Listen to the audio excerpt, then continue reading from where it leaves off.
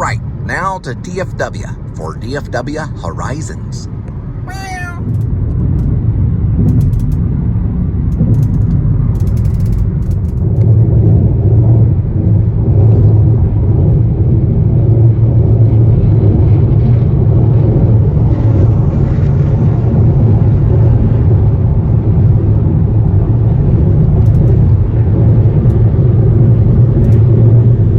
They're all the way from New York, Empire State.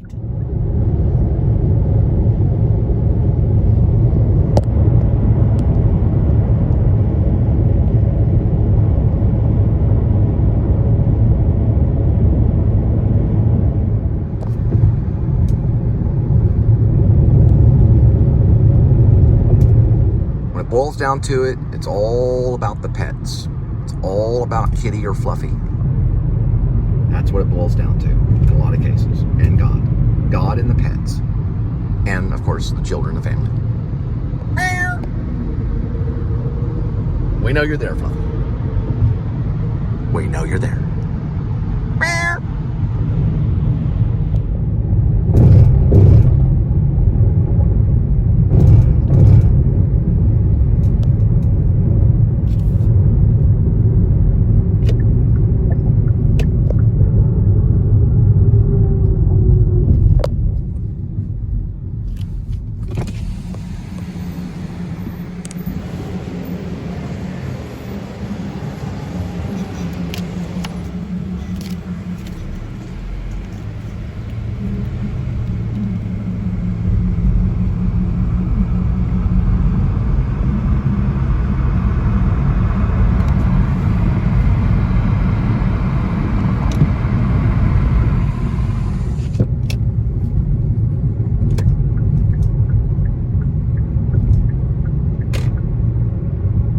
As they say, ignorance is bliss.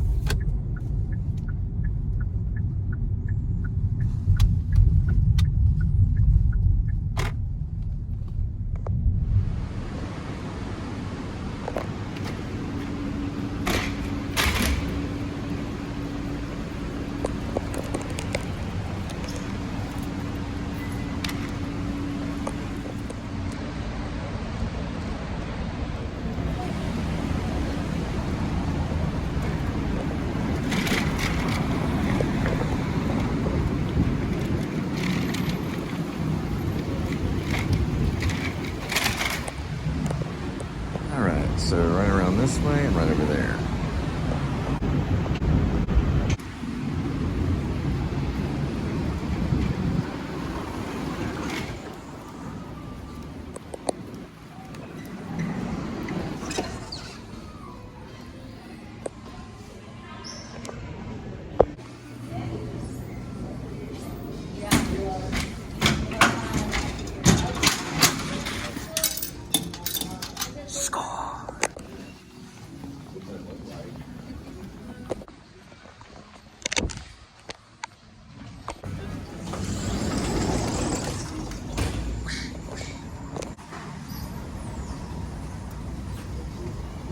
Here's basically clear. You can use it to check out of TSA. You don't even have to take off your shoes or belt. You just get this information right here.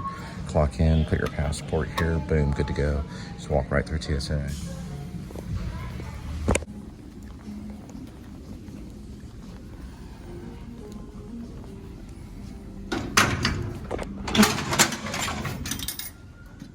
Score. They just got in.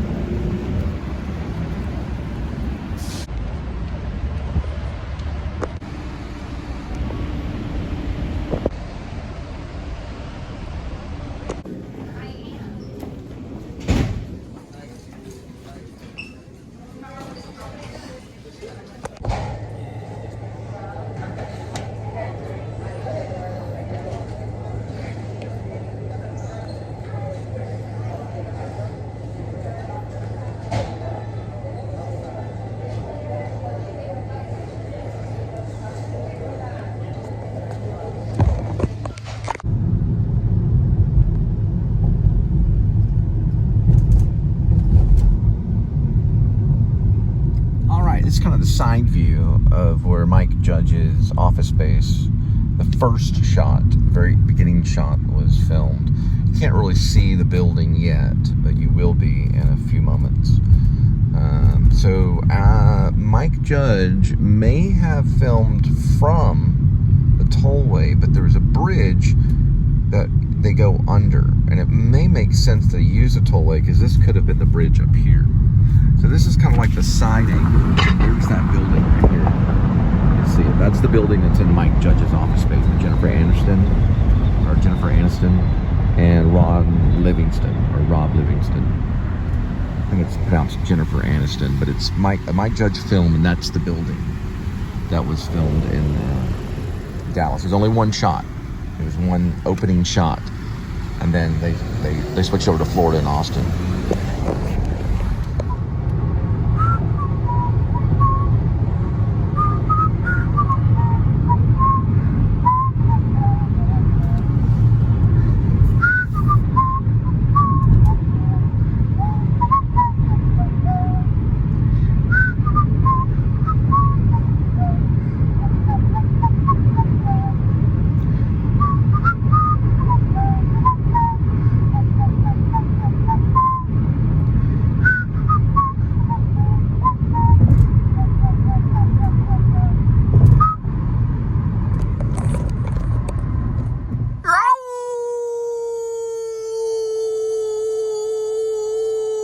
Away from Mississippi, and they're all the way from Arizona. All right, we found one at Racetrack for $3.55. You can kind of read it right there. It's $3.55.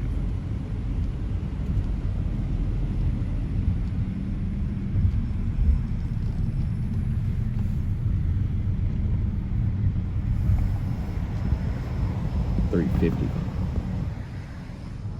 All right, so a Racetrack.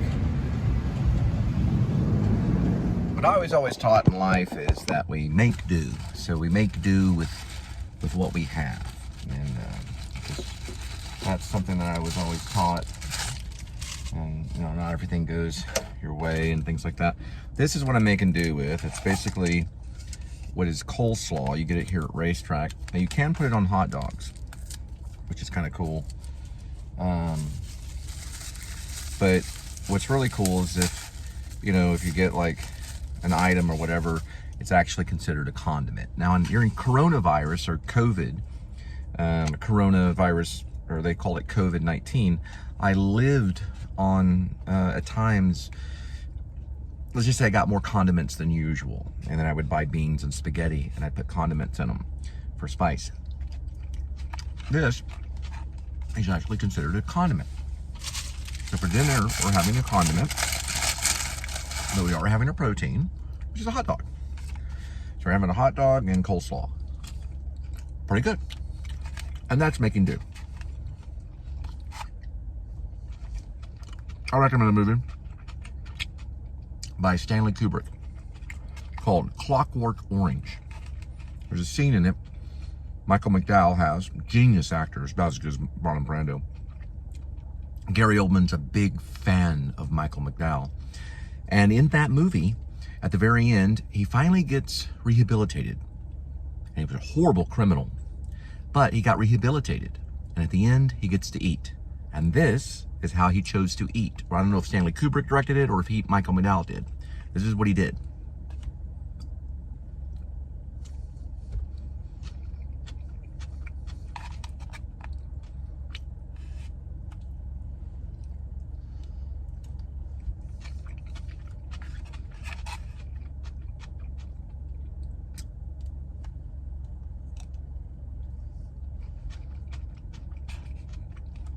Only imagine a nurse feeding him.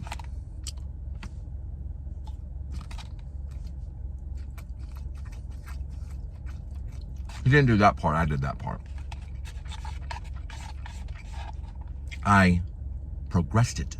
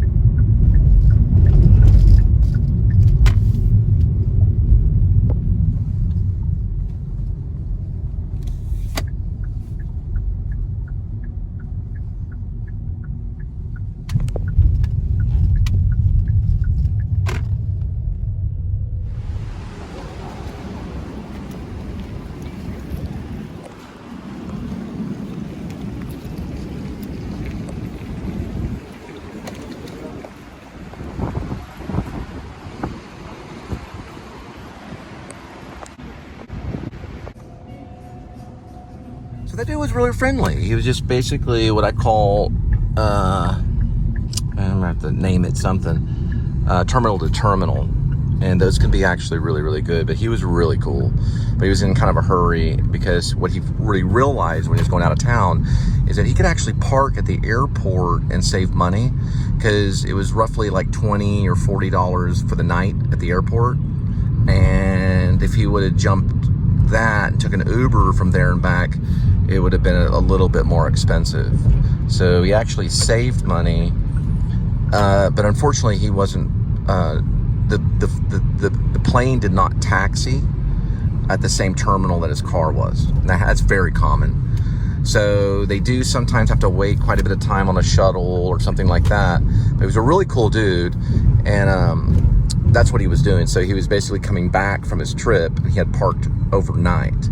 And he was saying it was roughly 20 to 40 for the night. I don't know if he knew the exact amount, but he did the comparison on the two. And so instead of taking an Uber to the airport and then away from the airport, but you can also save money doing that too. So if you have to park more than one night at the airport, most likely you're probably going to take like a taxi or like an Uber or like Lyft or something like that to the airport. That's what I always do. I always do ride share to the airport if I'm staying over more than like a week or something like that. That way my car's not like stuck at the airport, collecting, the time it takes.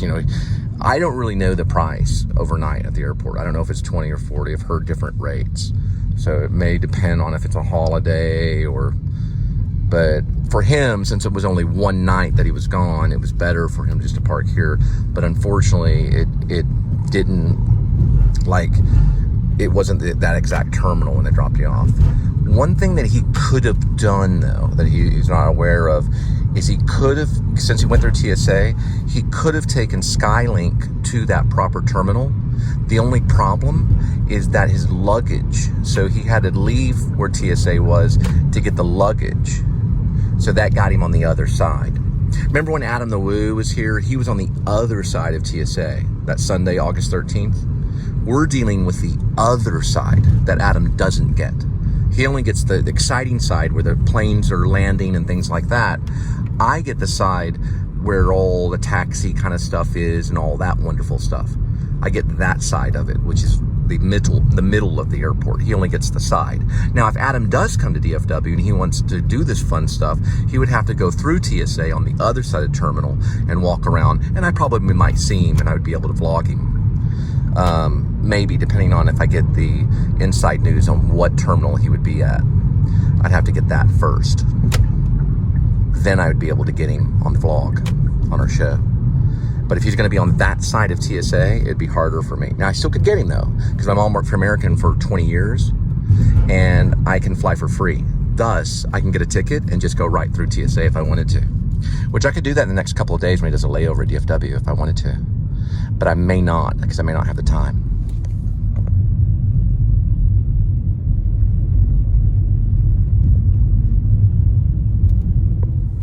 It just depends on how things work out. But he does come here quite often. Last time he landed in Terminal C. He went to C30 and saw a few, like one of the gift shops. He saw the Emmett Smith shop. That was before he went to San Francisco to meet with Daphne. I wanted to ask him about what kind of information he got on the assassination of John Lennon by Mark David Chapman. That's the kind of thing I wanted to talk to him about, because I was going to write a play called Chapter 27, which was about Mark David Chapman, because he actually did that when he was in New York. He did the Dakota. I thought that was kind of cool. I want to talk to him about that, and then get his autograph and go out and buy Double Fantasy, and then bring him a copy of Catcher in the Rye. I'm just joking. I'm just joking. That'd be too weird. I wouldn't do that. It would probably spook him out. I'd be like, hey, A.D.W.C, would you sign this copy of Catcher in the Rye and Double Fantasy for me? I feel like a gargoyle. That's what Mark David Chapman was kind of like when he was hiding by the Dakota. Supposedly he was smiling a whole lot. That's what I heard.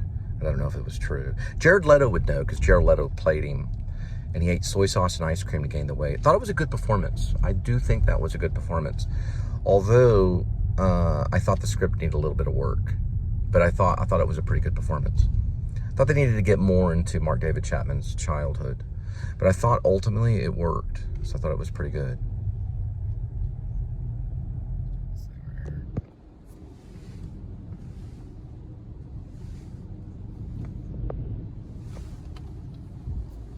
There's a dog over there, but I wouldn't be able to get it because that guy blocked it. It's a car. It's cool. A lady walking a poodle. I thought it was cool. There's Skylink right there. I believe this is A15. Yeah, it is. You can kind of see it right there.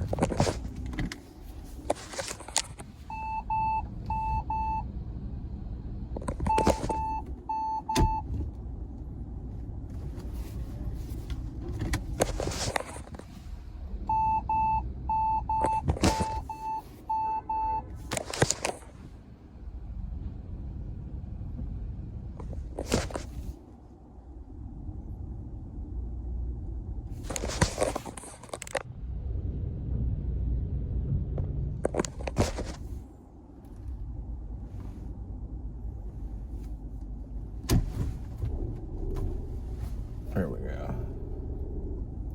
Right next to the limos.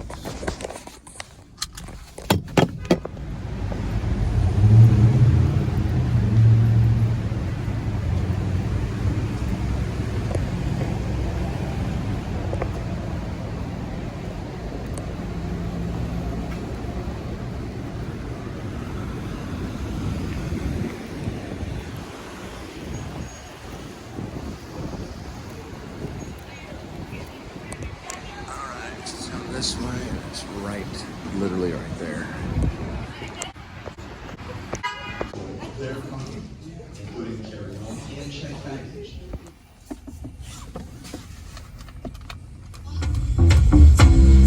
Surprisingly enough, depending on what terminal you're on at DFW Airport, Dallas-Fort Worth International, it can get pretty crazy busy. And it's like 10:27 right now. So that's really crazy. I was listening to some Jack White. Totally love Jack White. I think he's great. He was in Dallas for a while. He was working in Deep Ellum making baseball bats. But I think the White Stripes are like one of the best bands since the Rolling Stones. I think they're great. They're just totally like inspirational. I love the drumming. I love his drummer and just like, you know, Jack White's like lyrics and everything. I think he's like the greatest. He's like the modern day Elvis, you know, he's like wonderful. I was listening to some White Stripes earlier. They're amazing, amazing band.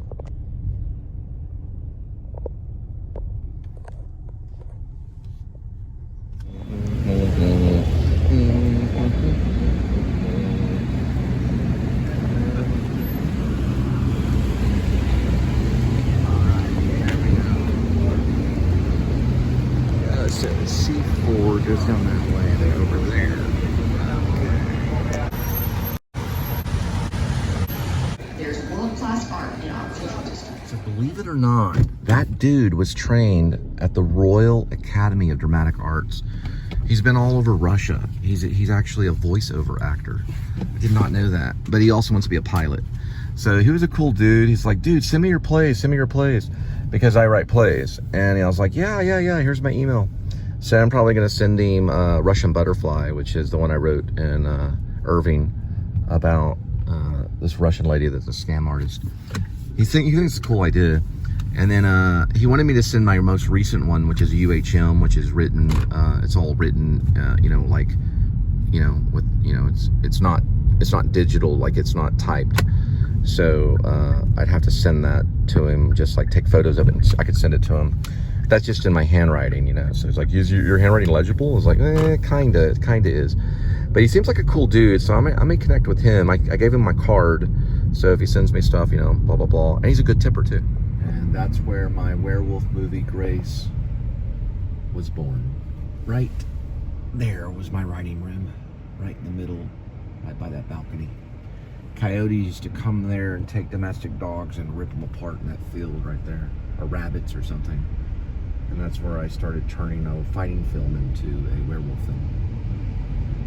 And also where Linda and I hung out when we first met.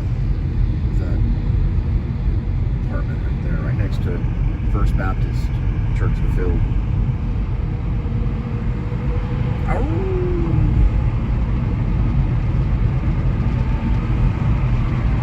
Really cool church, too.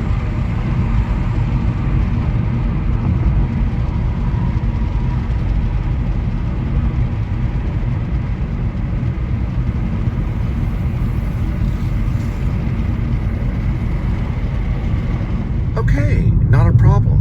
I'm guessing you probably didn't hear anything about the new homeowners program. How did you get into that? How did you get into that? How did you get into that? How did you get into that? Cool. How did you get into that? Awesome. How did you get into that? Yay! How did you get into that?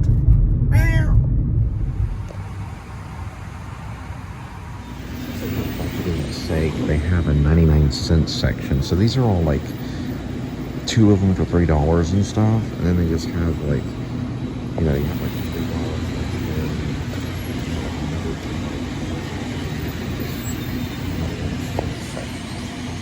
Yeah, I got the 99 cents cheese. Yeah, I was telling the dude, he's probably running overtime right now with air conditioning because we're dealing with like 100-degree weather every day.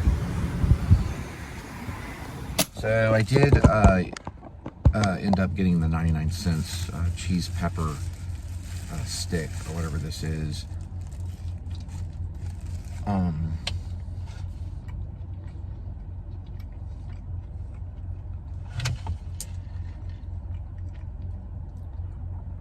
I don't know what Gordon Ramsay would think about their kitchen. And of course, Sprite too. I got some Sprite. Ugh, man. But, you know, Chuck Norris likes it. So one last little statement about QT is they have a mystery shopper position, and it's hired out of QT.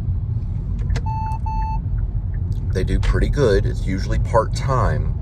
They make like $15 an hour.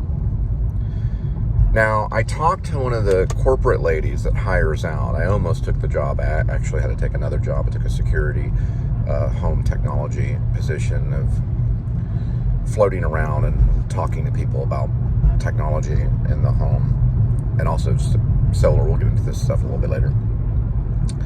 But the mystery shopper thing looked kind of cool, but you have to spend cash at the QT, and then you write about your experience.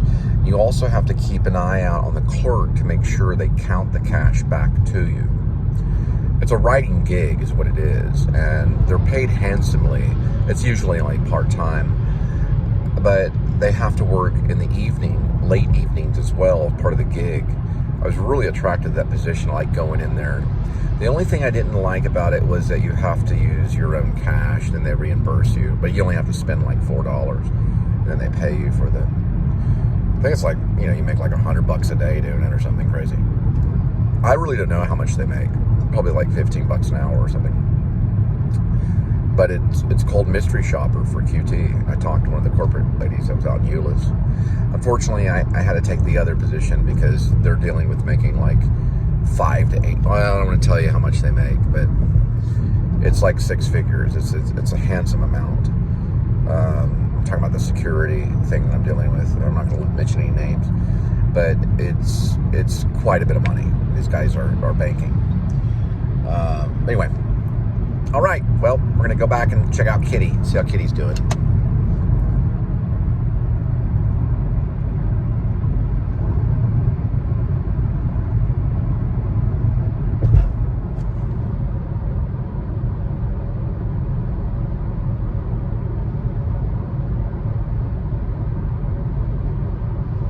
Hitchcock would be proud, and also Fellini would be amazed. Stanley Kubrick would be perplexed. Martin Scorsese would be concerned. Spielberg would be in wonderment. Zemeckis would be at attention.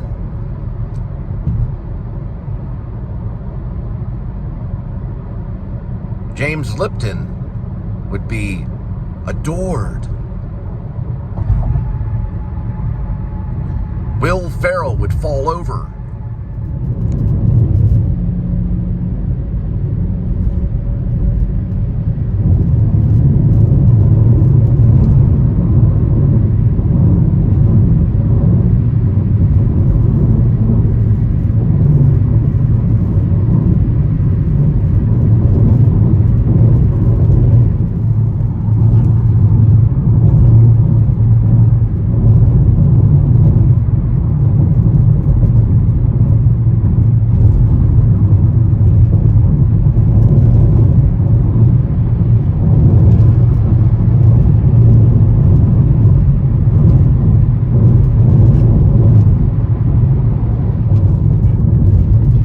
The Oscars are going to be very, very interesting this year. Now, I think I'm going to say maybe February, because the actors are on strike. It would just be absurd to think that any of the actors would even be there, and they won't be. So if the strike continues, that continues. I mean, that's as in WGA and also SAG, Screen Actors Guild, and AFTRA too, because AFTRA's on strike as well. There could possibly not even be an Oscars this year. So, Academy Awards. They do at least try to do it. I mean, there's past movies before the strike, so that wouldn't be fair to the actors that were in the movies before the strike happened, but they would definitely not accept their awards, because that would just be absurd, because they would be going against the union. We'll have to see. It may not last that long. I don't know. When do they do the Oscars? So like February, something like that. It's after the new year, so say January. So we got August, September, October, November, December. They may have it resolved by then. They usually try to wrap it up before the Oscars. But it'd be interesting to see who would attend. Would be like on a blacklist. I don't really know if there's a blacklist, though. That's the thing. I think it's more. There's actually a group, an online group called The Blacklist. You really can't stop a writer. It doesn't matter if you blacklist them or not. Even during the time of the Red Scare, where they thought certain writers were communistic and all that kind of stuff, they still couldn't stop them. I mean, Trumbo would write under a false identity or alias. You just can't stop the writer. They can easily be a ghostwriter and use a false name.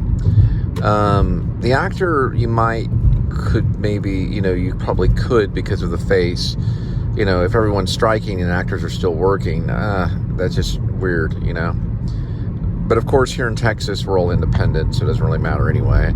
It'd be absurd if you used SAG and you were in Texas. It would just be absolutely absurd. But some do. There are some SAG actors here. I'm sure they're on strike, that are part of SAG. I'm not, though. I'm a different type of actor. I really could care less about SAG. I don't give a darn about them. I'm just being honest. I do support the strike, though, but they don't pay me a dime, And when I was a background artist, I wasn't paid most handsomely anyway. But, I hope, like I said, they get everything they want. I don't know if that's going to be the case. They might. I don't really support the whole AI thing, though.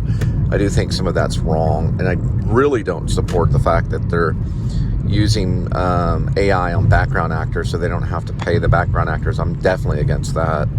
So I think background actors are cool, and they work just as hard as any of the other actors. And it's a great ensemble thing that goes on with extras and actors, and it's just absurd to think that they're going to save money and use a computer program to reproduce actors that, I would sue too, or I'd be upset. I would want to be on strike, but like I said, it just doesn't pertain to the Texas actors. They're all non-union. They don't really care much about SAG. We do all our independent films here. We always will. We're not against the union. It's just we don't really need it. This is not Hollywood, you know. Neither is Florida, neither is any of the other states. We can still do movies without them. Or with them, you know, if we have to pay them the union scale or whatever. But, you know, I do support the strike, and I just don't know what they're going to do about the Oscars is all I'm trying to worry about. But like I said, it doesn't really pertain to us, so we don't highly care about it. We'll still make our movies anyway. And like some of the greatest directors are right out of Texas, like Terrence Malick. You know, I believe Howard Hughes was out of Texas. He did go to Hollywood. The Lord is my shepherd, Psalms 1. Anyway, I don't know. I'm not going to really worry about it, but I'll still write my screenplays and everything. I'm still writing the werewolf movie. I'm not on strike, but I probably would take work, and I have no care at all if anyone tried to blacklist me doing anything. I wouldn't care at all. I would still do my own thing. I just tell them to GTH, go to hockey sticks, is what I tell them. I don't care. I'll do what I want to do, and you will not even come close to controlling me. So I do think Hollywood's cool, but I think they do too many Marvel movies anyway. Sorry about that.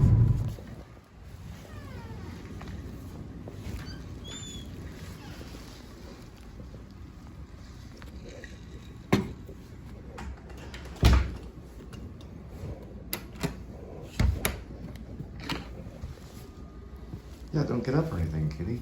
Appreciate it. Did you get fed? All right.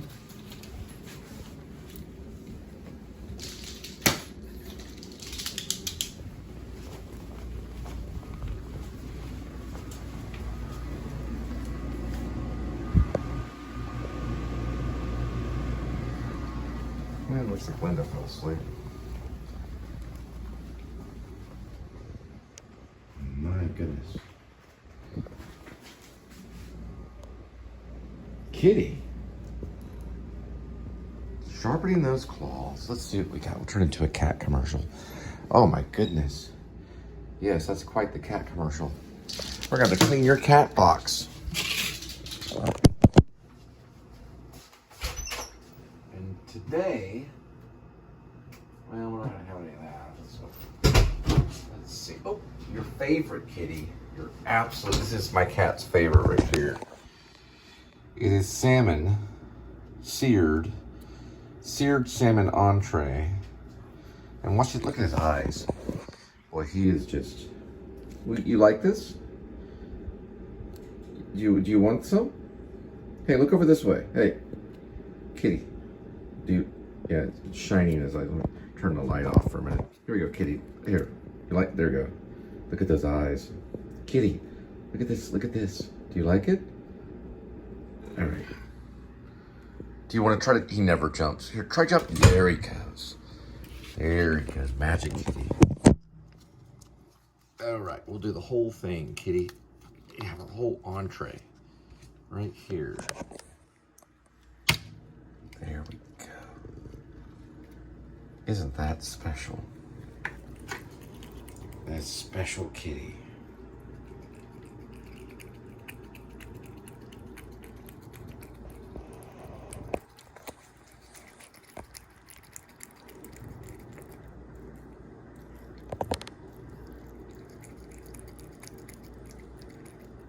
They say when you die, the cat will do this to your face.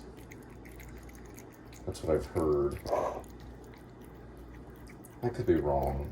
Dogs don't do it though. Dogs will not eat their masters. Cats do.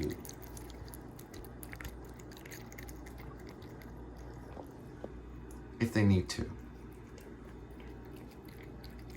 They have electric cat feeders too. This is like a really incredible vlog about New York City's Gramercy Park, which comes from Gramercy, which means crooked little swamp.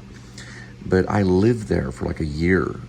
This is a guy named Tomdnyc. He used to be a lawyer, or he tried to be a lawyer, and I don't know if he's currently a lawyer. Oh, they're also playing Castaway right here, YouTube. But yeah, he's like a pretty much like a stand-up comedian, history teacher. But this is really cool because I used to live here.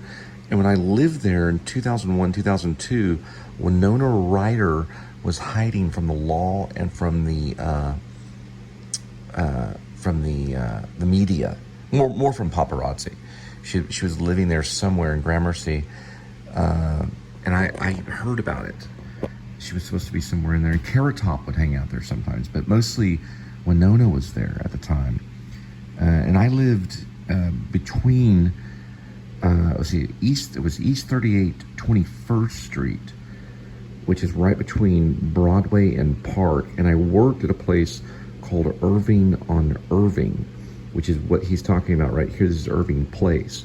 I worked there for shadowed waiters there, meaning I try to learn to be a waiter. This is a very good vlog. Check it out. So far, it's got a whopping just 4,000 views, or 300. And I did it 12 hours ago. It's a really, really cool place. Freak.